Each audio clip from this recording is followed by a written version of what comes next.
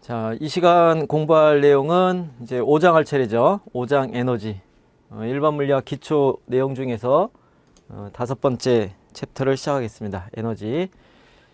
자, 에너지가 뭐냐 하는 건데요. 에너지는 사실은 조금 광범위한 의미를 갖고 있어요. 그래서 상황에 따라서는 이제 정의되는 에너지의 형태가 굉장히 다양한데, 상황에 따라서 그 포괄적으로 에너지를 정의하자 그러면 어떤 개가 있다. 개가 있다는 얘기는 입자들의 어떤 집합이어도 되고, 아니면은 그 집합이 단단한 물체가 되어도 되고요. 아니면 여러 개의 물체가 같이 있는 그런 경우도 되는데, 그런 모든 경우에 개의 상태와 관련된 스칼라량의 물리량이다. 그렇게 이제 에너지를 포괄적으로 정의할 수가 있어요. 근데 그때 상태가 어떤 상태냐, 그리고 어떤 개를 대상으로 하는 거냐에 따라서 그때그때마다 다른 형태의 에너지를 정의할 수가 있어요. 그래서 포괄적인 에너지는 나중에 조금 더 깊이 공부할 때 그때그때 좀 자세하게 공부를 하도록 하고요. 일단 에너지가 뭐냐 했을 때 여러분들이 알게 모르게 에너지에 대해서 들어는 왔죠. 그죠? 그래서 먼저 제일 먼저 배워야 될 것, 그 다음에 그 고등학교 때도 익숙하게 들었던 에너지가 첫 번째가 역학적 에너지다 라는 게 있고요. 그 다음에 화학 에너지, 화학적인 에너지, 그 다음에 전자기적인 에너지가 있고, 그 다음에 핵에 관련된 에너지들이 있죠. 그 다음에 뭐 더 첨부하자면 내부 에너지라는 것도 정의할 수 있고요. 그 다음에 이러한 것들 말고 이제 열에 관한 것도 얘기를 할 수가 있어요. 근데 어쨌건 지금 이 앞에 그 판서가 되어 있는 에너지, 그러니까 역학적 에너지, 화학 에너지, 전자기 에너지, 핵 에너지, 내부 에너지, 이러한 것들은 어떤 상황에 대한 상태를 기술하는 물리량이 되겠어요. 그래서 역학적 에너지는 그 힘하고 관련이 돼서, 그러니까 역학적 에너지를 조금 더 이해하기 쉽게 하려면 일을 할 수 있는 능력이다, 그렇게 생각할 수도 있어요. 근데 그거는 이제 정의는 아니고, 일을 배우고 나서 일과 관련된 형태의 역학적 에너지를 얘기할 수 있는 건데, 어쨌건 힘을 줘서 어떤 변화가 생길 수 있는 그런 잠재적인 상태를 포함하는 것이 역학적 에너지다, 그렇게 볼 수 있고요.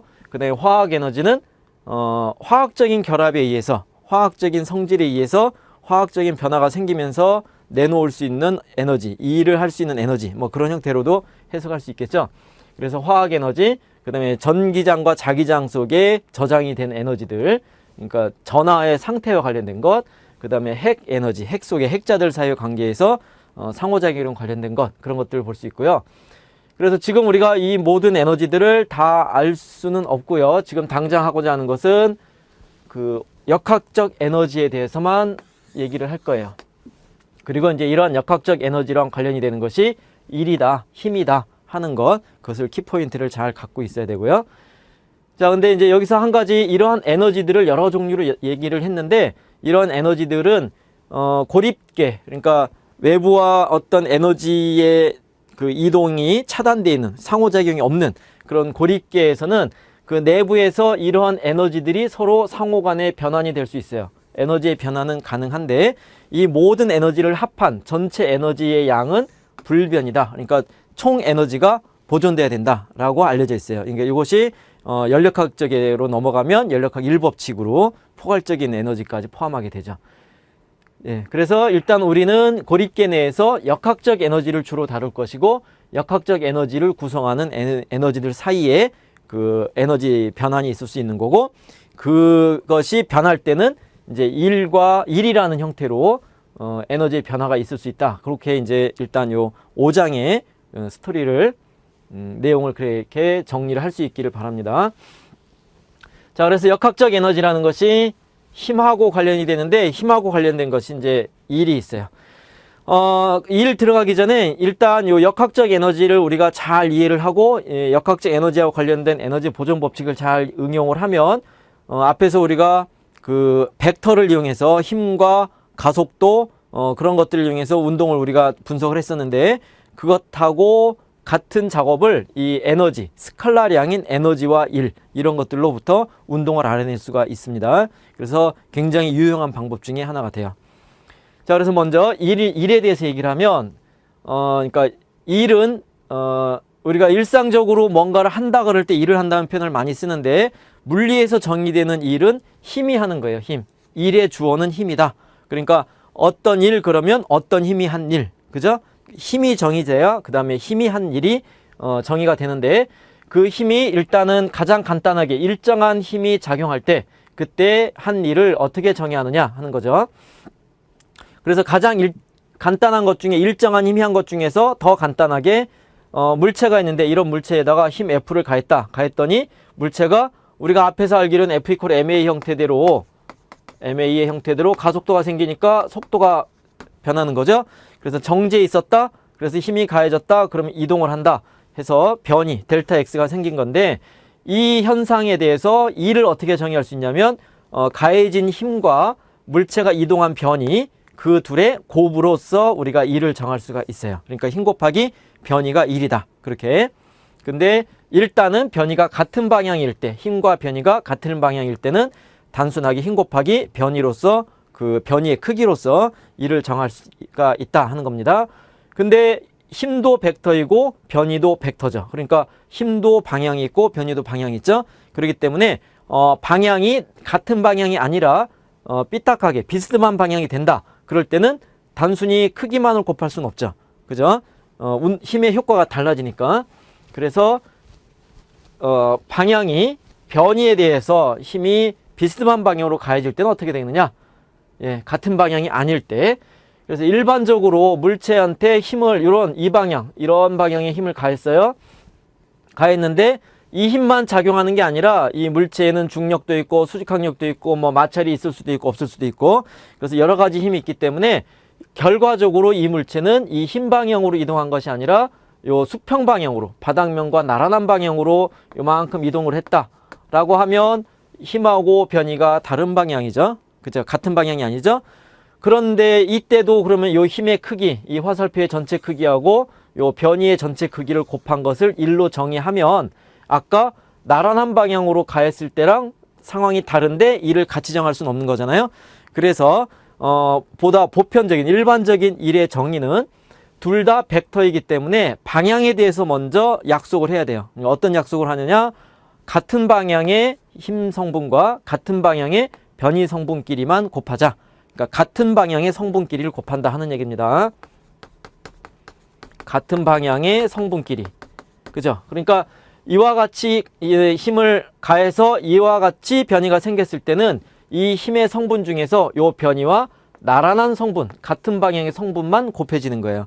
그러면 요 힘을 변이와 나란한 성분, 그 다음에 수직한 성분으로 분해할 수 있다 그럴 때, 요 수직한 성분은 이 변이하고 관계에서 아무런 관계가 없는 거예요. 일을 하지 않은 것이 됩니다. 알겠죠? 그래서 일의 정의는 힘 곱하기 변이인데, 원칙적인 것이 같은 방향일 때만 힘 곱하기 변이로 정의가 된다는 거고요.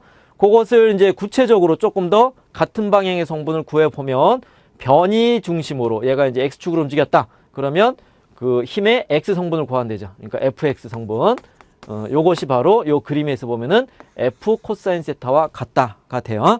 그래서 일반적인 일의 공식을 힘 곱하기 변이 곱하기 둘 사이의 각도의 코사인 값. 그래서 FD 코사인 세타 또는 F 코사인 세타 D 곱하기 D, 그런 식으로 정의할 수가 있어요.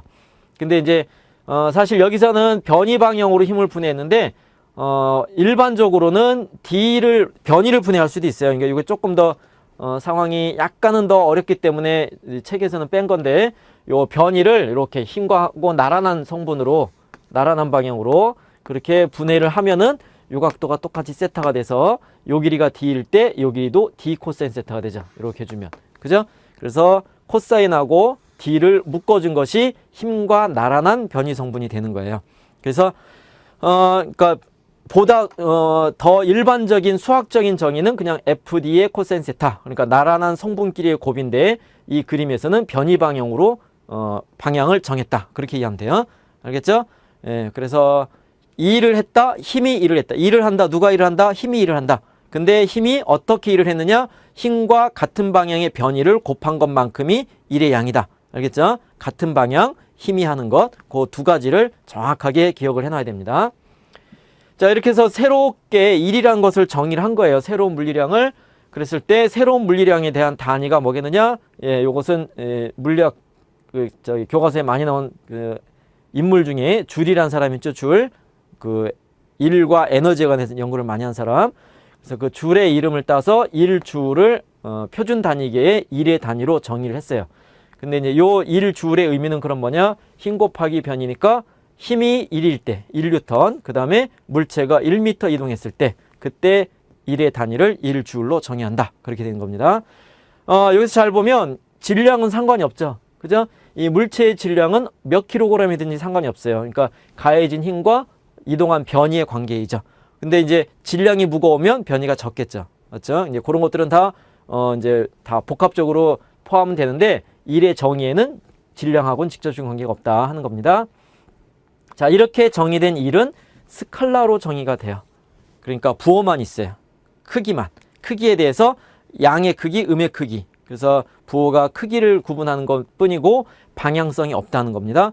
따라서 1은 우리가 다루기가 조금 더 쉽죠. 그죠? 1을 정확하게 구할 수 있다면, 예, 그래서 일단 그 힘이 물체에 가해져서 물체의 변화를 일으키는 것 중에, 그러니까 벡터적으로는 뭐였냐면은 힘이 가해져서 속도 변화가 생겼다. 속도 변화. 요것을 우리는 가속도로부터 우리가 알 수 있는 거고, 그것이 이제 그 뉴턴 제2법칙이랑 연결이 되잖아요. 근데 힘이 가해져서 변이가 생겼다. 변이가 생겼다. 그럴 때는 힘에 의한 일이 생기는 거고요. 요 일에 의해서 뭔가가 또 변하게 돼요. 그러니까 힘에 의해서 가속도가 생기면 속도가 변한 건데, 힘에 의해서 힘과 변이에 의해서 일이 생기잖아요. 그러면은 요거에 대응되는 뭔가 변화가 생기는 거고, 요것이 이제 에너지의 그 특정한 에너지 형태가 된다. 그렇게 앞으로 이제 스토리를 전개해 나갈 겁니다.